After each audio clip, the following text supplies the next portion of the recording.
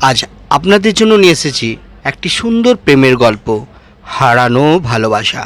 গল্প পাঠে আমি আপনাদের বন্ধু শাহিদ, আর আপনারা শুনছেন টুম্পা বর্ধমান টিভি। সঙ্গে থাকুন, শুনতে থাকুন। অনেক দিন পর কলেজ ছুটি পেয়েছি। আজ 7 মাসের বেশি গ্রামের মাটিতে পা রাখিনি। কী করব, কলেজের পড়া, টিউশনি, বন্ধুবান্ধব এগুলো রেখে বাড়িতে যেতে সময় পায় না। তাই এবারের সুযোগটা হাতছাড়া করা বোকামি হবে। সকাল সকাল ব্যাগপত্র গুছিয়ে নিয়ে সোজা বাস স্ট্যান্ডে পৌঁছতেই শুরু হলো বৃষ্টি। ঢাকা শহরের এই গরমের মধ্যে একটু বৃষ্টি যথেষ্ট খুশির খবর। কিন্তু আবার বেশি বৃষ্টি হলেও সমস্যা, পানির কারণে আবার চলাফেরা যাবে না। কিছুক্ষণ পর বাস চলে আসলো, তবে বৃষ্টি এখনও থামেনি। ঝিরঝির করে বৃষ্টি পড়েই যাচ্ছে।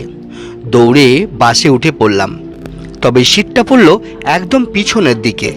পাশের সিটে একটা সুন্দরী বসে আছে।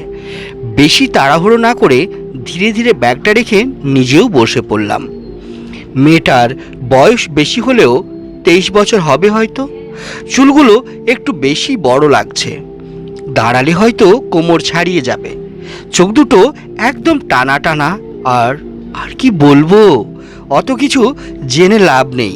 শুধু এটা জেনে রাখুন, যে কোনো পরীও হয়তো হার মানবে তার সৌন্দর্যে। নিজেকে স্বাভাবিক রেখে খুব সাধারণভাবে বললাম, আপনি অনেক সুন্দর। আমার কথায় মেয়েটি বিচলিত হলো না, শুধু আমার দিকে একবার তাকিয়ে নরম সুরে বলল, অনেকেই বলে হয়তো আমি সত্যিই সুন্দরী। বলে এই মেয়েটি আবার বাইরে জানালার দিকে মুখ ঘুরিয়ে নিল। এর অর্থ সে কথা বাড়াতে ইচ্ছুক নয়। কিন্তু সেটা কি করে হয়? এত দূরের পথ এভাবে চুপ করে থাকলে বিরক্তি লাগবে। ফোনেও চার্জ বেশি নেই।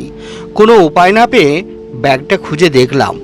বিভূতিভূষণ বন্দ্যোপাধ্যায়ের চাঁদের পাহাড় বইটা ছাড়া আর কিছু খুঁজে পেলাম না।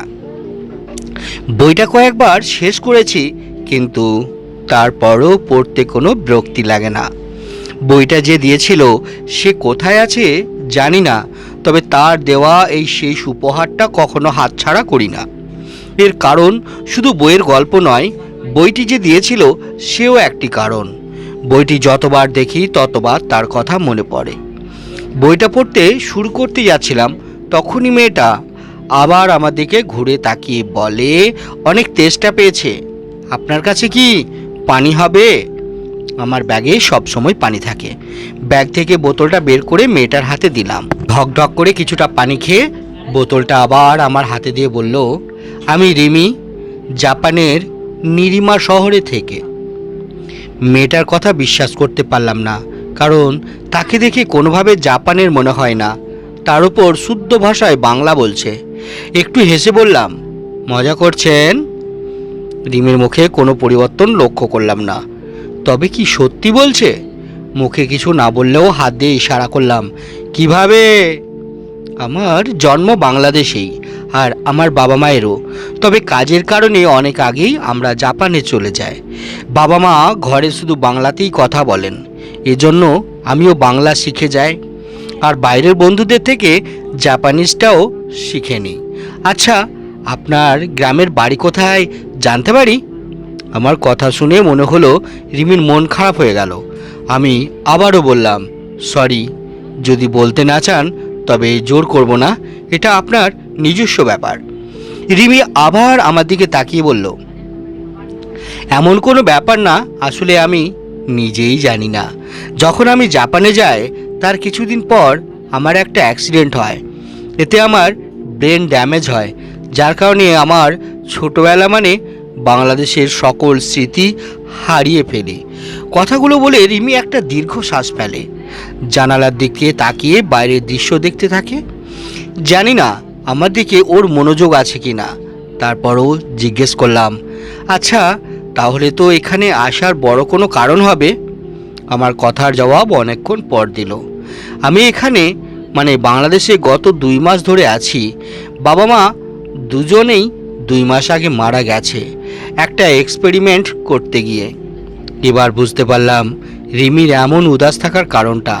তেমন কিছু আর বললাম না। হয়তো এমন বোরিংভাবেই যেতে হবে।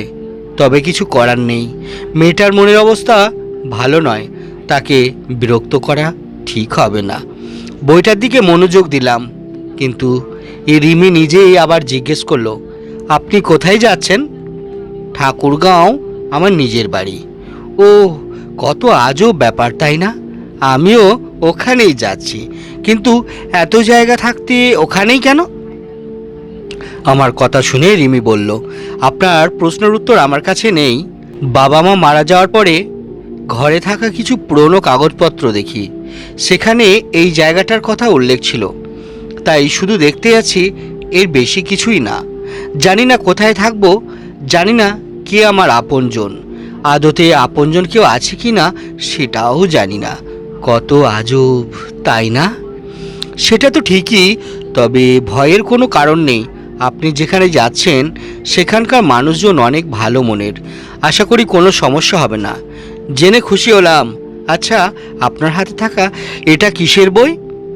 বইটার নাম চাঁদের পাহাড়। অনেক সুন্দর একটা বই, আমার একজন প্রিয় মানুষ দিয়েছিল। যদিও আমিও বাংলা পড়তে পারতাম, তাহলে একটু পড়ে দেখতাম। বলেন কি, আপনি বাংলা পড়তে পারেন না? না, বললাম যে আমি এতদিনে জাপানে ছিলাম। তাও তো ঠিক, কোনো ব্যাপার না, আস্তে ধীরে শিখে নেবেন।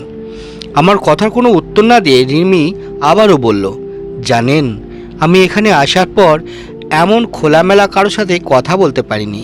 কারণটা জানতে পারি? অনুমান করার চেষ্টা করুন তো। এতক্ষণ পর রিমির মুখে এক টুকরো হাসি দেখা দিল। আমার বিষয়টা বুঝতে কয়েক মুহূর্ত সময় লাগলো। আমি বললাম, ওরা নিশ্চয়ই আপনার সুন্দর চেহারার থেকে চোখ সরাতে পারে না। একদম ঠিক বলেছেন, এমন মনে হয় যেন ওরা আমাকে চোখ দিয়ে গিলে খাবে। বেশ অদ্ভুত লাগে ব্যাপারটা আমার কাছে। যখন ঠাকুরগাঁওতে পৌঁছালাম ততক্ষণে সন্ধ্যা গড়িয়ে রাত হতে শুরু করেছে। দুজনে একটা ছোটোখাটো একটা খাবারের হোটেল থেকে কিছুটা খাবার খেয়ে নিলাম।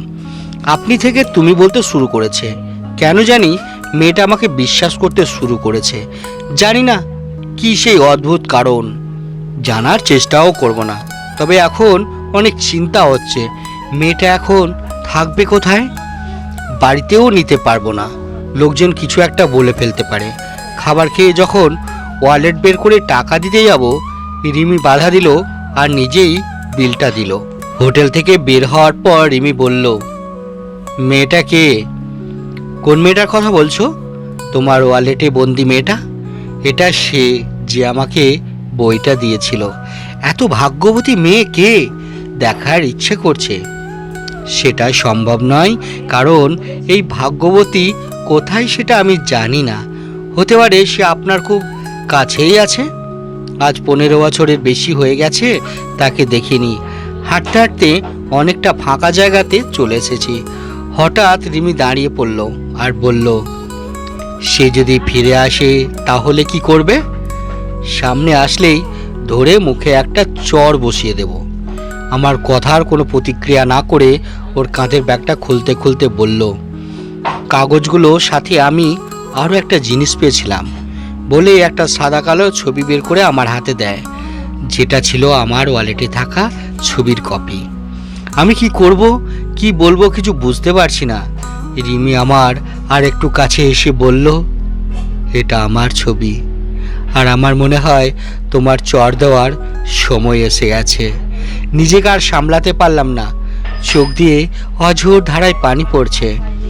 এতদিন যার জন্য অপেক্ষা করেছি, অবশেষে সে আমার সামনে। রিমি বলল, আমার মনে নেই অতীতে কি হয়েছিল, তবে আমার মনে হয় তুমি আমার অপেক্ষাতেই ছিলে। বলেই রিমি আমাকে জড়িয়ে ধরে। কাঁধে পানির উপস্থিতি বুঝতে পারছি। রিমিও কি কাঁদছে? হ্যাঁ, সেটাই হবে হয়তো।